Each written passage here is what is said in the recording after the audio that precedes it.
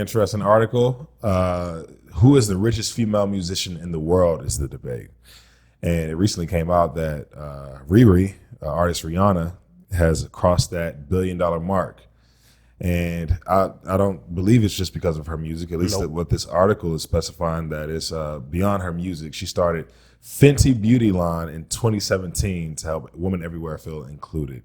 So this goes to show you the entrepreneurship in Rihanna, which has kind of helped propel her into this new tax bracket, if you will. Mm-hmm. So yeah, man, what can we learn from this? I hear a lot of entrepreneurship just being screamed from this article. Like, what's there to gain from this? Rihanna diversified her product line into a beauty brand. Come on, right? That's right. So it actually turned out that made her a whole lot more than her music did, but the music gave way to it. It did. Yeah. So what she did, just so people know, is partnered up with. There's points and times where he's the richest person in the world. It's Bernard Arnault, I think. Okay. So I think back in May or something, March or May, he passed Bezos. But his, like, when your wealth is that high, which is like 200 bill, somewhere around there, it keeps going up and down because it's not staked in like the bank. Right. Right. Right. It's in a bunch of stock, usually, or like real estate sometimes. But like, if you go look at the stock market, like the price keeps going up and down, right? And they don't ever realize that money unless they sell off some of their stock. Right. So with Bernard, like he has, I think it's like 70 different brands or something like that. Okay. 70, it's a lot of brands that his name is on, or he owns like a good percentage stake in this brand. Okay.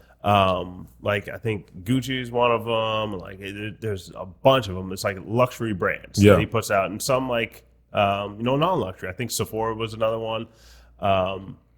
And when you partner with somebody like that, like a branding expert, the expert of all experts, your net worth is going to go up too. Yep. So it was a smart sponsorship, which we talk about, like aligning yourself with the right partner in the sponsorships, diversifying your product lines, because as we say 50 billion times, all your money is not coming from streaming revenue, especially as an independent artist. So these would be the types of things that you do want to copy in your business. Obviously, you can't go reach out to a billionaire right now. They're likely not going to take your call. Maybe one of them might, if they're a nice person, but likely not going to take your call. But partnering with the right people, that concept you can take, or diversifying your product line, you can take that idea. Also putting your wealth into assets that grow, such as, not just having it all in cash, having it a part of your stock, or as we keep talking about, your crypto, because that's going to act like your stock. Like when you have your capital there and you bring in other people to that capital, that's why it keeps going up for like Bezos or Musk or Bernard. Like that's why it keeps flowing to their pockets. Like whenever you put money out into the economy, it just keeps flowing to people like that because they get it. They know how it works. So Rihanna, in this case, there's a lot of female musicians that put up beauty lines, right?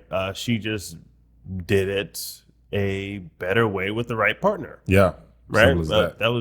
It's really as simple as that. There's nothing that's so unique. Like it says that she has many shades of the beauty line. I'm sure there's a bunch of people that have a bunch of shades on the beauty line. Right. I don't think there's anything proprietary in this. It's just smart marketing. Smart marketing. So one of the things that we mentioned at the top of this video was there's something for us to learn from this in terms of diversifying our portfolio, diversifying, our products. But in this case, we have Rihanna, who, and I'm going to present a couple of scenarios to you just to see what you think about it. But we have Rihanna, who dominated in one thing first, which then led to open door opportunities in the rest of her career, which skyrocketed her to that $1 billion mark. All right. So you have some people that say hey, dominate in something first, and then allow that to open up other diversification of your portfolio. Then you have some people that say, hey, out the gate, as soon as you get a little mastery in one area, don't worry about trying to dominate right in that one, for a long extended amount of time. Go ahead and start gaining traction in other areas as well, so that even while you're on the come up in your prime area, in your main area, you'll still have different forms of income supporting you as you're trying to build up what you're trying to build. So in those, I guess, two models of the pursuit of success, I guess, so to speak, where do you land? If I'm even forming the question right, what would you recommend? Because it seems like more often than not, some of these artists that are reaching, these huge amounts of money, they got there because not necessarily being kind of like an octopus and dabbling their hand, but they had some form of domination in one area before they kind of started crossing. That you hear about, correct. Some of them just start to do, all right, so those two paths, you can pick either one. Okay. I'm going to boil it down to how good are you at the domination. Okay. All right, so that's a good one. Rihanna was able to do the domination of like the pop R&B type music because she's not the greatest singer in the world, but she's exceptional. Yeah, she makes hits, yeah. right? Mm-hmm. That's her thing. She wants to make radio hits, and she was really good at that. Better than 99% of people making radio hits. Correct. If you're only better than 20% of people making radio hits, maybe you do start to diversify a little earlier than Rihanna was. So self-awareness is huge. Yes. Gotcha. It doesn't mean Rihanna wasn't diversifying earlier. Right. She was, just not to this magnitude. She wasn't. For somebody like a Billionaire, okay, did not dominate for very long at all. Maybe had 2 hits, 5, something like that. Yeah. Maybe a few albums, and then starts to invest in a bunch of other stuff because he says I'm done with it. I'm good. Right. I'll take my money and I'll invest elsewhere, and does really well with that. There's what's the basketball player's name? You guys can look it up. There's a basketball player that's retired, and I think it's like top 5 or top 10 net worth of retired basketball players, and he wasn't all that great in the NBA. Man, what's his name? Shaq was talking about him on Earn Your Leisure. Shout out to Earn Your Leisure. Man, I can't even remember. But yeah, we'll try to drop it in the show notes if we can. But yeah, like him, he was either close to $1 billion or something like that, and he wasn't. Obviously, you're very good at basketball if you make it to the NBA.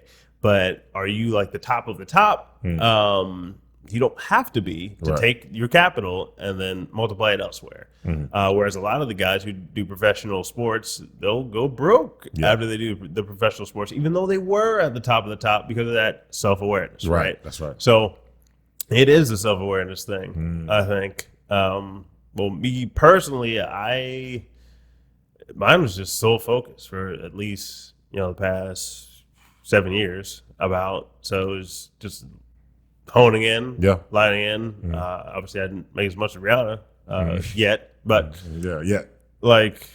it was a sole focus on something, and I think if we put out a music ad, we're better than 99% of those people. Correct. Putting out a music ad on a Facebook or Instagram, or if we formulate it from start to finish, it's gonna get eyeballs to it. Right.